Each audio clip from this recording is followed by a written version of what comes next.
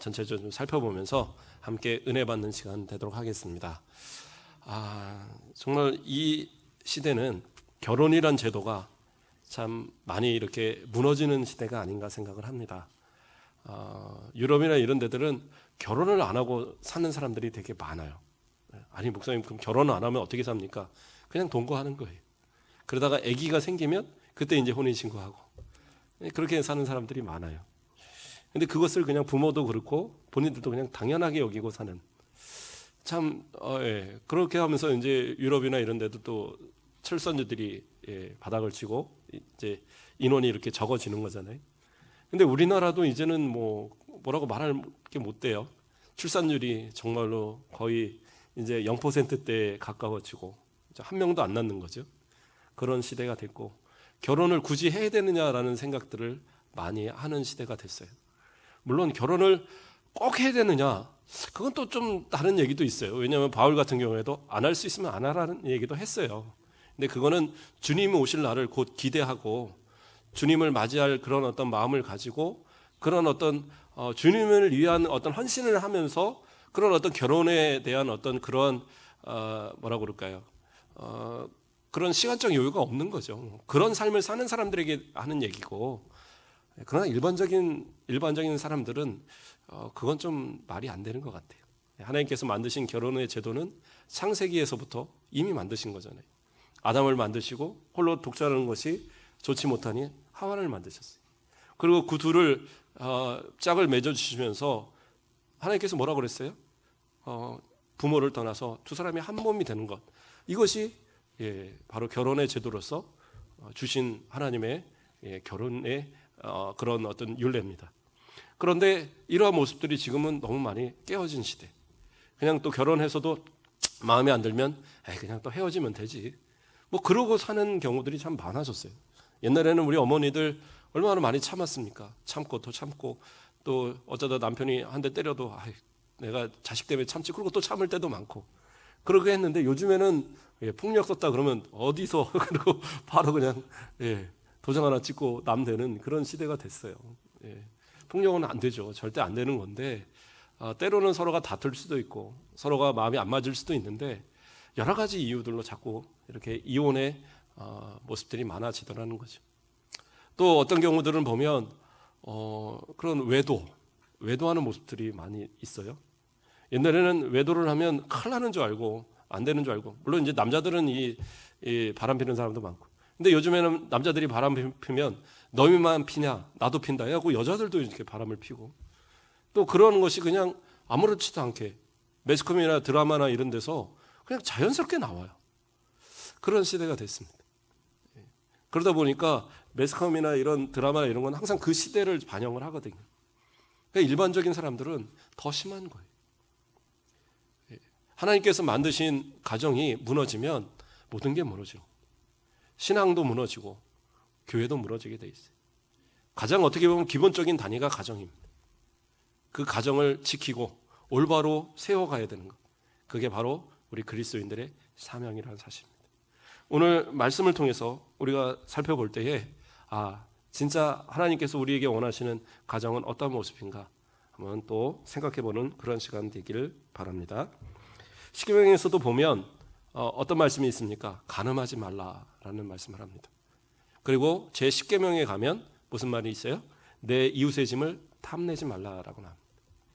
간음하지 말라는 건 당연히 간음하지 말라는 거죠.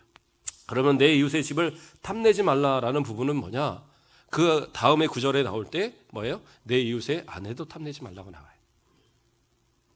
그러니까 이 당시에서부터 이미 하나님께서는 뭐예요? 가정의 소중함을 이야기하는 거예요. 가정을 깨고 가정을 벗어나서 그런 어떤 음행을 행하는 것, 그것은 결코 안 된다라고 하나님은 얘기하고 계신 거예요. 그러한 어떤 것을 얼마나 강력하게 하나님께서는 얘기하시느냐? 레위기 20장 10절 말씀을 보면 누구든지 남의 아내와 간음하는 자, 곧 그 이웃의 아내와 간음하는 자는 그 간부와 음부를 반드시 죽일지니라 얘기하고 있어요. 돌로 쳐서 죽여요. 그냥 능력 있으면 만나고 하는 거죠. 그게 아니라 부부와, 그러니까 유부남과 유부녀가 이렇게 바람이 났다. 이것은 하나님이 만드신 가정을 깨는 가장 나쁜 행동이에요. 그래서 하나님께서는 어떻게 해요? 그들을 반드시 죽이라고. 그냥 경우에 따라 살려주는 게 아니라 반드시 죽이라고 명하고 계세요.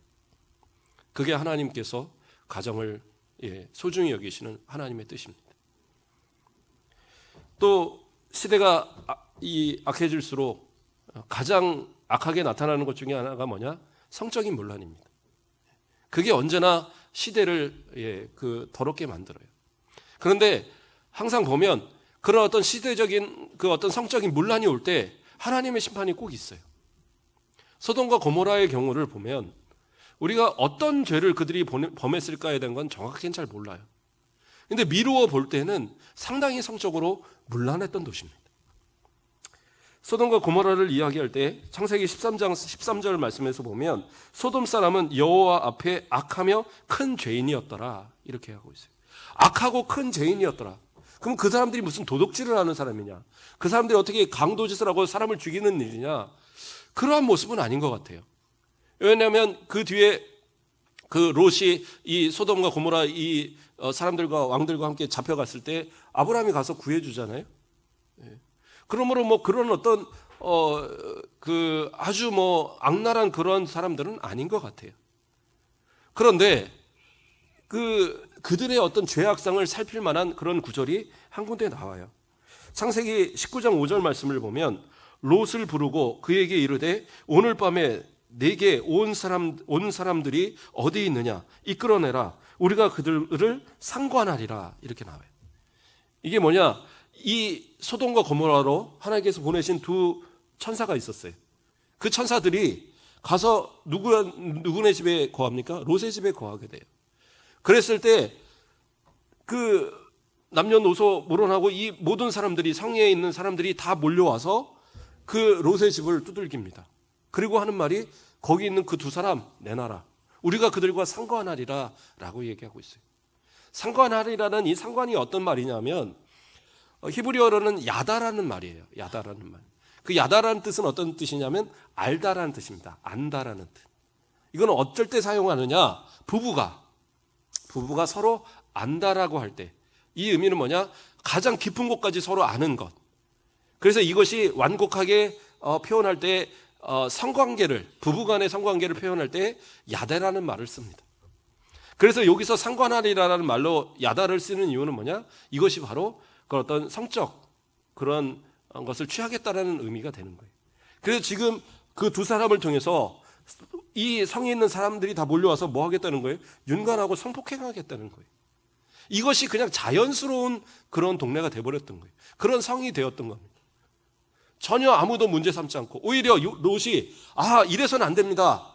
내가 차라리 내 결혼한 딸 둘을 있으니까 이 둘을 줄 테니까 이 사람들만큼은 좀 봐달라.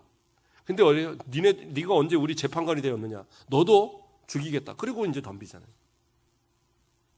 그런 성적으로 문란한 악한 이 성, 하나님께서 그 모습이 극에 달했을 때 이들을 쳐버리셨어요. 그게 하나님께서 가장 싫어하시는 모습인 거예요. 성적인 문란. 그런데 시대가 이렇게 발달할수록 하나같이 하는 건 뭐냐? 성적인 어떤 문란을 괜찮다라고 표현을 하는. 괜찮다. 그럴 수 있다. 그건 자유다. 선택이다. 아닙니다. 하나님께서 세우신 가장 기본적인 남자와 여자 하나씩 결혼해서 가정을 꾸미는 것. 그게 하나님의 법칙이에요. 그것에서 벗어난 성은 다 죄가 되는 거예요. 자, 요즘에 국가에서 지금 밀어붙이려고 하는 법 중에 하나가 차별금지법이라는 게 있습니다. 이걸 기독교계에서 상당히 반대하고 우리 총회에서도 반대 서명을 받고 그렇게 했어요. 그래서 아직까지는 만들어지지는 않았지만 왜 그게 문제가 되느냐? 왜 기독교에서 그걸 반대하느냐? 다른 게 아니에요. 그 사람들을 생각할 때는 소수의 인권을 지키기 위해서 그것을 차별하지 않도록 하는 법이다. 말은 되게 좋아요. 근데 그들이 말하는 건 뭐냐? 동성애자들 또는 그런 어떤 이성애자들 이런 좀 잘못된 성에 이런 빠져 있는 사람들 이런 사람들에서 손가락질 하지 말라는 거예요. 그 사람들이 잘못됐다라고 비판하지 말라는 거예요. 그 비판하면 어떻게 해요? 그 법으로 인해서 그 사람들을 벌을 주는 거예요. 벌금을 때릴 수도 있고 심한 경우에는 감옥에 가둘 수도 있는 거예요. 이것이 그러면 그 사람들을 보호하는 거 아닙니까? 아니요. 그들을 비판할 수 있는 어떠한 거리도 남지 않는 거예요. 오히려 지금은 어떻게 해요? 동성애자들은 기독교가 나쁘다. 왜 우리를 인정하지 않느냐? 이렇게 나오잖아요. 그들은 오히려 비판하고 있는 거예요. 교회를 비판하고 자신들을 인정하지 않는 사람들을 비판하고 정부를 비판하고 법을 비판하고 비판을 해요. 근데 오히려 그 반대편에서 이것은 아니다라고 말하는 것을 차단해버리면 세상은 어떻게 되겠어요? 더 악해져 가는 거예요. 우리나라는 어떻게 보면 다른 나라보다는 사실은 좀 관대한 편입니다. 그렇죠? 동성애였다고 누가 총 갖다 죽이고 그러진 않잖아요. 그러니까 어떤 그런 차별 금지의 그런 부분들이 나왔던 많은 나라들이 결국에는 그러한 사람들에 의해서 어떤 강압적인 어떤 그런 물리적인 행동들을 취하기 때문에 그것을 이제 막기 위한 방법도 이유도 분명히 있었거든요. 근데 우리나라는 그렇지 않아요. 상종을 안 해버리지 호적에다 파버린다 그러지 그렇다고 그래서 죽이거나 그러진 않아요. 우리나라는 안 그렇습니다. 근데 저기 이슬람이나 이런 데들은요, 동성애자들 이런 사람 걸리면 어떻게 하면 다 죽여버려요. 그냥 법은 아무 필요 없어요. 그냥 명예살인이라서 갖다 그냥 돌로 쳐 죽여도 아무도 뭐라고 안 해요. 그러니까 이슬람 쪽에서는 동성애가 없어요. 있어도 드러내질 못해요. 그렇게 따지면 우리나라는 자유로운 나라예요. 종교적 자유도 있고 다 자유롭잖아요. 오히려 너무 자유로워서 문제지. 그런데 차별금지법이라는 걸 만들어 놨을 때는 어떻게 하느냐, 그걸 목사님이 이렇게 설교하면서 동성애 안 됩니다. 그러면 누가 신고하면 그것 때문에 잡혀가는 거예요. 그런 법이 만들어서는 안 돼요. 심지어는 와서 목사님 주례해 주세요. 난 동성애는 주례 못합니다. 그러면 그걸로 차별금지법에 걸리는 거예요. 그러한 이 문란한 세대를 만들어가는 것 결코 옳은 모습은 아니죠. 동성애의 가장 큰 잘못은 뭐냐? 생식의 능력이 없잖아요. 아이를 낳을 수 없어요. 하나님이 만드신 결혼의 가장 큰 의미 중에 하나는 뭐냐? 생육하고 번성하여 땅에 충만하는 거예요. 모든 세상 만물의 이치가 그런데, 하나님이 만드신 이치가 그런데 어떻게 해요? 사람은 그 하나님의 그 원리를, 섭리를 거스르는 거예요. 그 자체가 죄가 되는 거예요. 동성애를 설명하려고 하는 건 아닌데 좀 더 깊이 들어갔네요. 어쨌든 그러한 잘못된 성의 모습들은 하나님은 결코 원하지 않으신다라는 거예요. 그리고 할 수 있으면 우리 자녀들을 이렇게 결혼을 앞두고 또는 결혼을 이렇게 하게 되는 그러한 가정들도 자녀들 많이 낳으라고 하세요. 많이 낳으라고. 이렇게 좀 적을 때 기독교인들이 좀 많이 낳아야 될 것 같아요. 왜 이렇게 기독교인들이 숫자가 줄었느냐? 그렇죠? 옛날에 1200만 막 이렇게 된다고 했었는데 한 4천만 때도. 근데 지금은 5천만이 넘는 인구 가운데 한 700만 뭐 이렇게 봐요. 기독교인들은. 왜 이렇게 적어졌나? 물론 이제 전도 안 하고 전도가 잘 안 되고 이런 일도 있지만 아기를 잘 안 낳아요. 기독교인들이 아마 제일 앞장서서 이 산하 제한 이런 거에 이 신식이라고 다 받아들였던 이유가 있는 거예요. 그러면 안 돼요. 아이들을 최소한 둘은 낳아야지 현상 유지는 하는 거잖아요. 생육하고 번성하려면 적어도 저희 집처럼 3명은 낳아야 되지 않을까. 한 4명도 낳을 마음은 있긴 있었는데 4명 낳으면 그 교회들이 싫어한다고 전에 담임 목사님이 말리시더라고요. 4명은 안 돼. 농담 삼아 하신 얘기지만 어쨌든 자녀들 좀 많이 낳으시고 대신 어떻게 해요? 잘 가르쳐야죠. 신앙으로 잘 가르쳐서 그런 아름다운 가정들을 만들 수 있는 그런 모습으로 자꾸 세워주셔야 할 것 같습니다. 자, 말씀으로 좀 더 자세히 들어가겠습니다. 오늘 이 가정들이 또는 우리가 건전한 성생활 또 건전한 아름다운 가정을 꾸미기 위해서 가장 중요한 건 뭐냐? 이 5장에서는 제일 먼저 이야기하는 것이 뭡니까? 내 아들아, 내 지혜에 주의하며 내 명철에 내 귀를 기울여 근신을 지키며 내 입술로 지식을 지키도록 하라. 이게 무슨 말이에요? 제가 얘기했죠. 솔로몬이 이야기하지만 이건 하나님의 말씀을 대언해서 얘기하는 거예요. 그러니까 이 얘기는 뭐예요? 하나님의 말씀을 가지면 우리가 온전한 삶을 살 수 있다는 거예요. 성적인 어떤 그런 문란의 유혹에 빠지지 않을 수 있다는 거예요. 그러니까 하나님의 말씀을 어떻게 해요? 우리 마음 가운데 새기고 하나님의 말씀에 귀 기울이고 그 말씀을 통해서 항상 나를 지켜가는 것. 그것이 우리가 올바로 살아갈 수 있는 그러한 힘이 된다라는 사실입니다. 시편 119편 105절 말씀을 보면 주의 말씀은 내 발의 등이요 내 길의 빛이니이다 라고 얘기하고 있어요. 하나님의 말씀은 나의 등이에요. 하나님의 말씀은 나에게 빛이셔요. 그래서 내가 혹시 유혹을 당하고 넘어지려고 할 때에도 그것이 넘어지지 않도록 빛을 비춰주시는 거예요. 사람이 죄 지을 때에 어두운 데서 지지 밝은 데서 짓지 않습니다. 밝은 데서 다 도둑질 하던데요? 아니요. 그 마음이 어두운 거죠. 그 마음이 그리스도의 빛이 비치고 하나님의 빛이 비친다면 어떻게 죄 지을 수가 있어요? 하나님이 눈을 똑바로 보고 있다고 한다면. 그렇죠? 애들도 집에서 애기들도 사고 칠 때 보면 안 보이는 데서 사고 치지 보이는 데서 사고 안 칩니다. 보이는 데는 잘 놀아요. 근데 조용하고 뭔가 이게 있다. 그러면 이제 가보면 벌써 사고 치고 있는 겁니다. 엄마 뭐 립스틱을 갖다가 이렇게 발라놓는다든지 아니면 뭐 가위질 갖고 막 아무거나 잘라놓는다든지 뭔가 사고를 칩니다. 그건 뭐예요? 안 보이는 데서. 사람들이 죄를 짓는 가장 이유가 뭐냐? 안 보인다라는 생각을 갖기 때문에. 그러나 하나님께서 그 말씀을 통해서 우리에게 등불이 되시고 우리에게 빛이 되어주시면 우리는 그 앞에서 결코 죄를 지을 수 없어요. 그렇기 때문에 하나님의 말씀이 우리 가운데 충만하게 있어야 되는 거예요. 하나님의 말씀을 항상 가까이 하시고 듣기에도 힘쓰시고 그렇죠? 또 듣고 싶으면 어떻게 하라고 그랬어요? 인터넷 열어서 목사님 설교 한번 또 찾아서 듣고 어떻게 찾는지 모르면 전사님께 물어보라. 제가 여러 번 말씀을 드렸죠. 한번 해보세요. 그렇게 해서 또 들으시고 그렇게 해서라도 어쨌든 하나님의 말씀을 자꾸 가까이 하고 또 스스로도 말씀을 자꾸 읽으시고 그러면서 그 말씀이 내게 힘이 되면 그 말씀을 통해서 우리는 온전한 삶을 살아갈 수 있다라는 말씀입니다. 이러한 어떤 말씀에서 우리가 벗어날 때 사탄은 그것을 이용합니다. 우리가 말씀으로 무장하지 못하면 사탄이 우리를 유혹해요. 어떻게 유혹하느냐? 이런 음란한 것들로 유혹을 합니다. 3절 말씀을 보면 대저 음녀의 입술은 꿀을 떨어뜨리며 그 입은 기름보다 미끄러우나. 바람 피고 이런 사람들 있잖아요. 처음에부터 나는 뭐 바람 펴야지 하고 있는 사람이 있을까요? 그런 사람 없을 거예요. 물란한 생활하는 사람들이 처음부터 나 이래야지 할 수는 없을 거예요. 근데 한번 빠져보면 헤어날 수가 없는 거죠. 바람 피는 사람들이 옛날에는 간통죄가 있었잖아요. 지금은 이제 간통죄가 없으니까 맘 놓고 막 간통하고 그래도 뭐 난 재산도 없고 뭐 뺏겨봐야지 이러고 이제 하는데 옛날에는 간통죄는 어떻게 했어요? 무조건 갖다 구속이었거든요.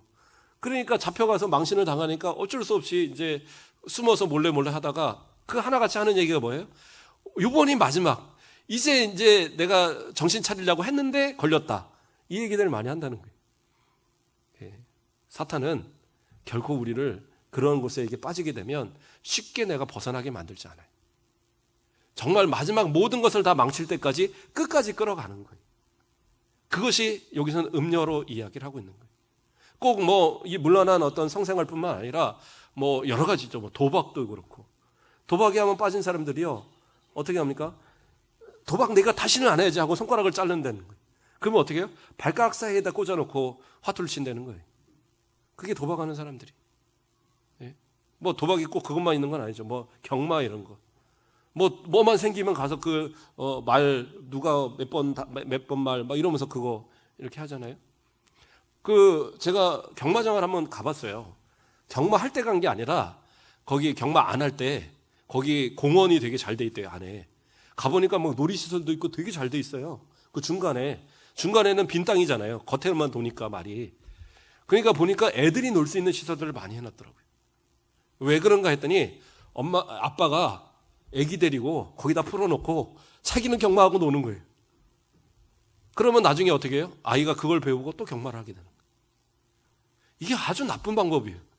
근데 그것을 정말 교묘하게 그렇게 만들어서 하더라고요.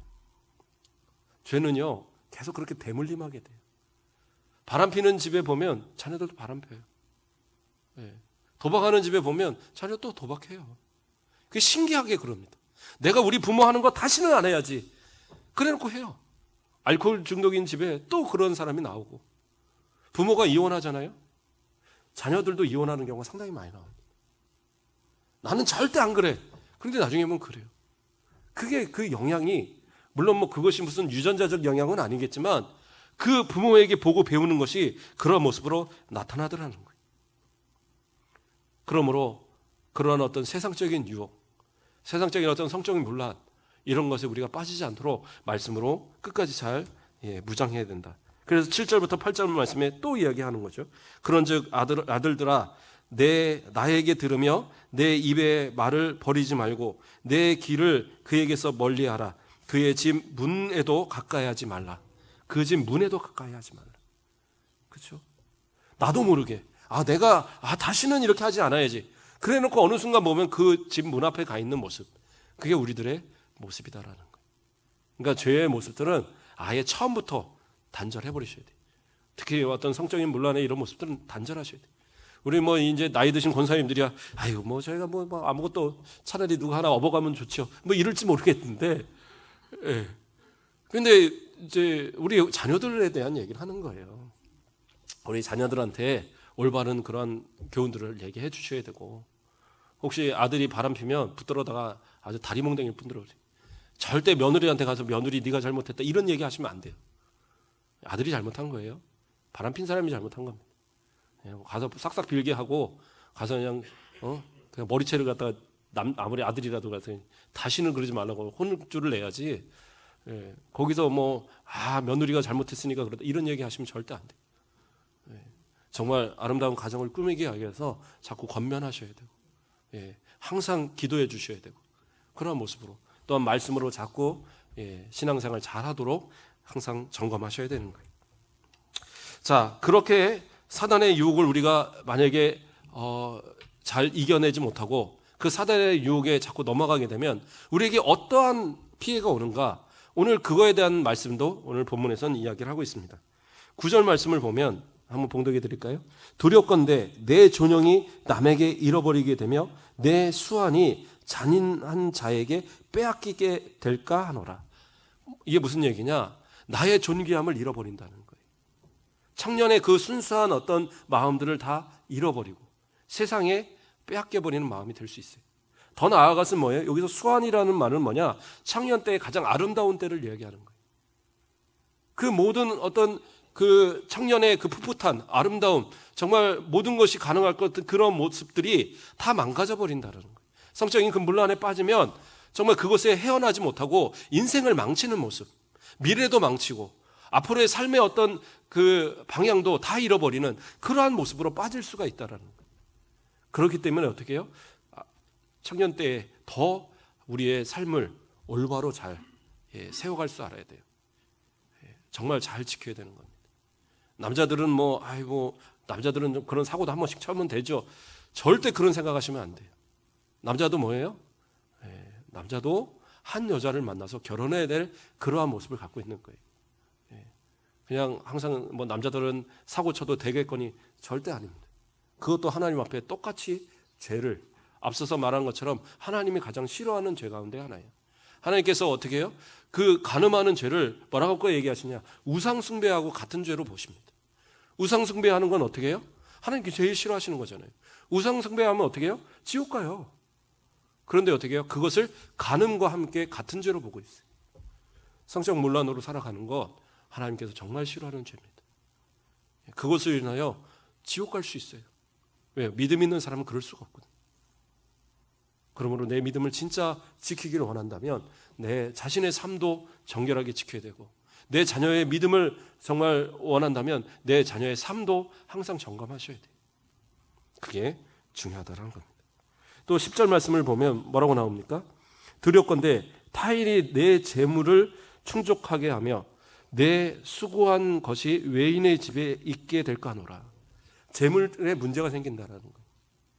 바람 피거나 아니면 또 젊은 그냥 결혼을 안 한 사람이라도 성적 이런 문란에 빠지면요 재산을 모을 수가 없어요. 재산 다 탕진하게 되거든요. 심지어 만약에 유부남하고 이게 문제가 됐다, 그러면 어떻게 돼요?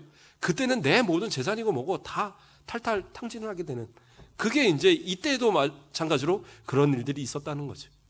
근데 지금의 시대도 이런 일은 비일비재하게 일어나잖아요. 그러므로 내 육신의 어떤 그런 어떤 재물, 또 그런 어떤 명예, 뭐 심지어는 어떤 직장, 이런 것도 다 잃어버리는 그러한 문제가 생길 수 있다라는 거예요. 또 11절 말씀으로 뭐라고 나옵니까? 두렵건대 마지막에 이르러 내 몸, 내 육체가 쇠약할 때에 내가 한탄하며, 쭉 내려가서 13절에 내 선생의 목소리를 청종하지 아니하며 나를 가르치는 이에게 귀를 기울이지 아니하였던 거, 후회하게 된다는 거죠. 인생을 후회하게 돼요. 언제요? 이 모든 것을 다 어느 정도 지나고 나면 그때는 뭐예요?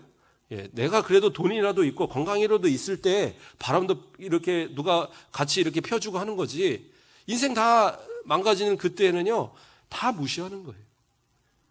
그때는 돌아갈 집도 없어요. 옛날이나 뭐 조광지처 찾아가면 받아주지, 요즘 같으면 어떻게 해요? 그냥 소금 뿌려서 쫓아버리지 누가 받아줍니까? 인생 다 망가뜨리는 거예요. 그런 모습이 돼서는 안 되는 거예요. 또한 젊을 때 그러한 모습들을 갖게 되면 모든 거 다 잃을 뿌릴 뿐더러 인생에 있어서 앞으로의 희망도 어떤 미래도 없기에 그 인생은 이미 끝난 인생이라는 거예요. 그러므로 내 삶을 하나님 앞에 정결함을 지켜가야 되는 것, 그것이 우리에게선 가장 중요한 삶의 모습이다라고 얘기하는 겁니다. 또 15절부터 20절에 있는 말씀에서는 어떤 얘기를 합니까? 정상적인 가정에서 또 부부 간에 정상적인 어떤 그런 부부 생활을 잘 하라라는 그런 말씀에서 이야기하고 있습니다. 오늘 읽었던 본문이죠. 너는 내 우물에서 물을 마시게 하며 내 삶에서 흐르는 물을 마시라, 이런 얘기를 합니다. 내 우물에서 물을 마시며 내 샘에서 흐르는 물을 마시라. 우리의 삶에 있어서 허락되어진 그 부부의 관계 이상의 것은 생각하지 말라는 거예요. 바람을 피니까 내 부인이, 내 남편이 그 만족하지 못하는 존재가 되는 거예요.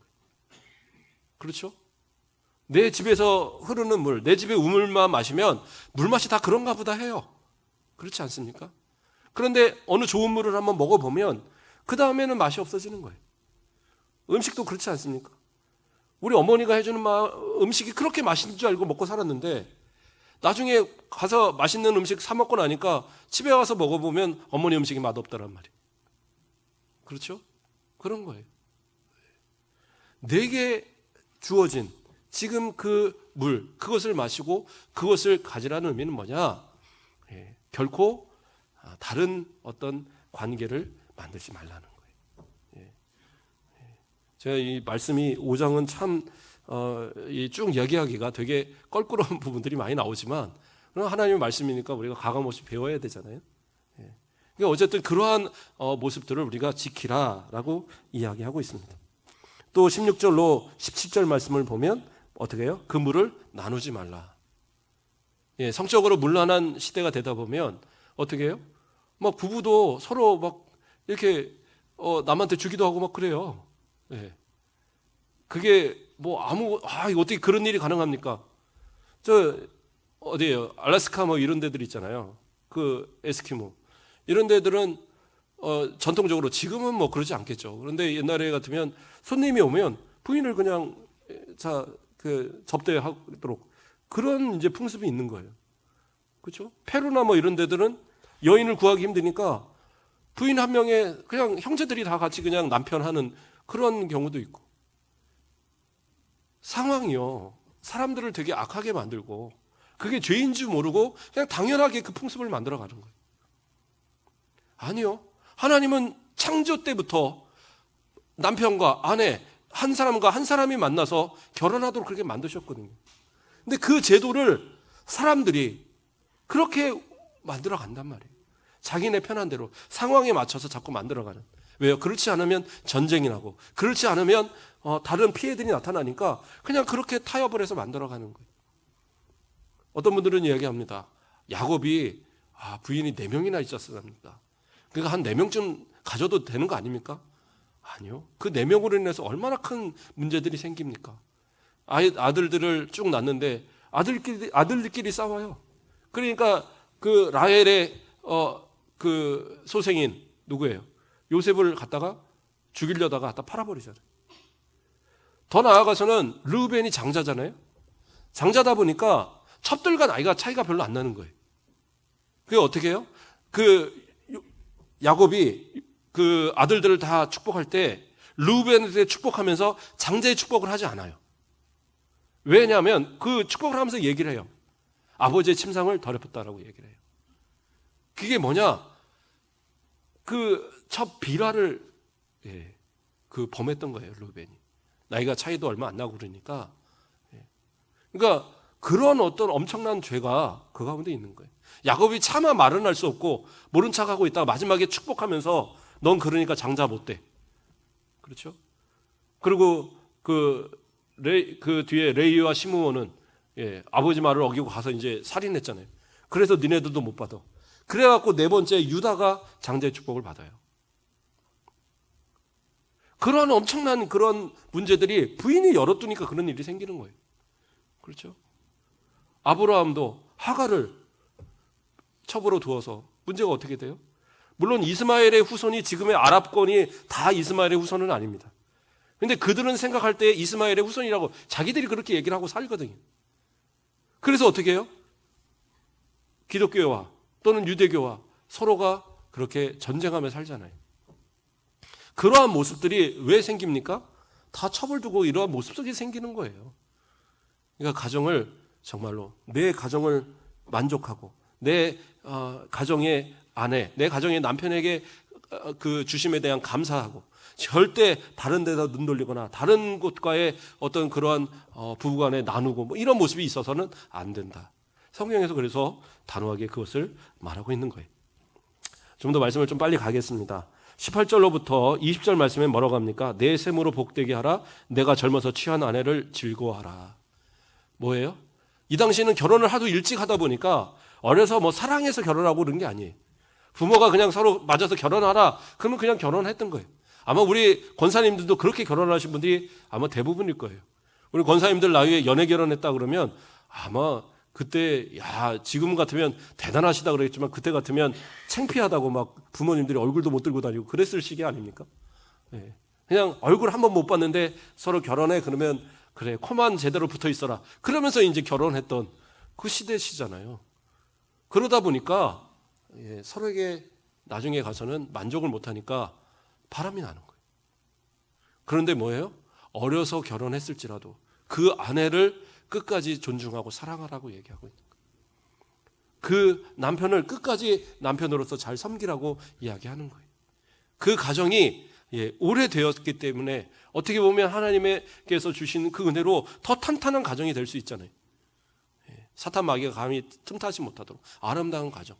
그 모습을 보면서 그래 우리 부모님처럼 30년, 40년, 50년, 60년 이렇게 아름다운 가정 만드는 우리들 돼야지. 자녀들이 보고 배우게.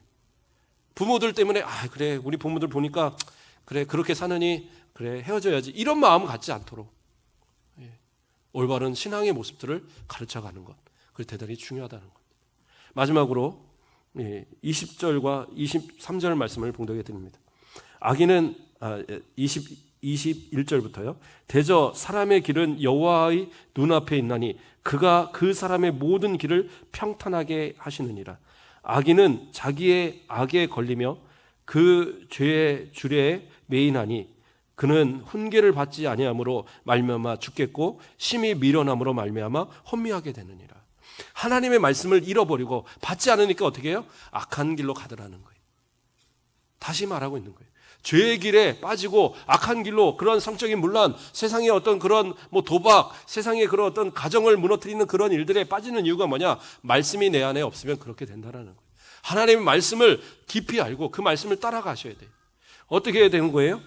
다시 21절 말씀을 보면 대저 사람의 길은 여호와께서 눈앞에 있나니 그가 그 사람의 모든 길을 평탄하게 하신다. 평탄하게 한다는 말은 무슨 말이냐? 빨리 끝내라고 자꾸 이제 뜨릉뜨릉. 네. 평탄하게 한다는 말은 무슨 말이냐? 눈앞에서 저울에 달아본다는 뜻이에요. 저울에 달아본다. 그러니까 하나님 앞에서 어떤 죄를 범하든 어떤 악한 일을 하든 결국엔 어떻게 해요? 하나님 앞에서 다 달아보게 된다는 거예요. 그게 빨리 끝날 거예요. 이제 마지막이에요. 자, 그때가 되면 하나님께서 이 마지막 때에 다 그것을 보실 때가 되면 악한 자는 그때는 다 이미 그때 가서 돌이켜도 늦다라는 거예요. 제가 이제는 다시는 바람 안 피려고 그랬는데 하필이면 바람 피다가 주님 만났네요. 그때는 이미 늦은 거예요. 예. 그냥 지옥에다가 딱 번호표 대기하고 있는 거나 마찬가지예요. 그런 인생 살지 말라는 거예요. 그런 삶 살지 말고 정말 하나님 앞에서 말씀 가지고 날마다 무장하고 어떠한 유혹이 와도 담대하게 물리치시고, 우리 권사님들도 누가 보쌈하려고 그러면 어디서 하고, 예. 예. 이제는 하나님의 은혜 가운데 살아야죠. 그렇죠? 예. 그래서 믿음 가지고 끝까지 승리하시고 우리 자녀들이 복된 삶 살기를 위해서, 오늘 이 말씀 들을 사람들은 몇 사람은 안 되는 것 같아요. 우리 주영 청년, 예. 예. 좋을 때 똑바로 살아야 되고 말씀 가지고 살아야 되고, 예. 그리고 우리 젊은 집사님들이나 다 하나님 앞에서 정결한 마음 가지시고 가정을 아름답게 평화롭게 정말 주님 보시기에 아름다운 동산과 같은 작은 교회로 만들어갈 수 있는 우리 모습들 되길 주님으로 축복합니다. 기도하겠습니다.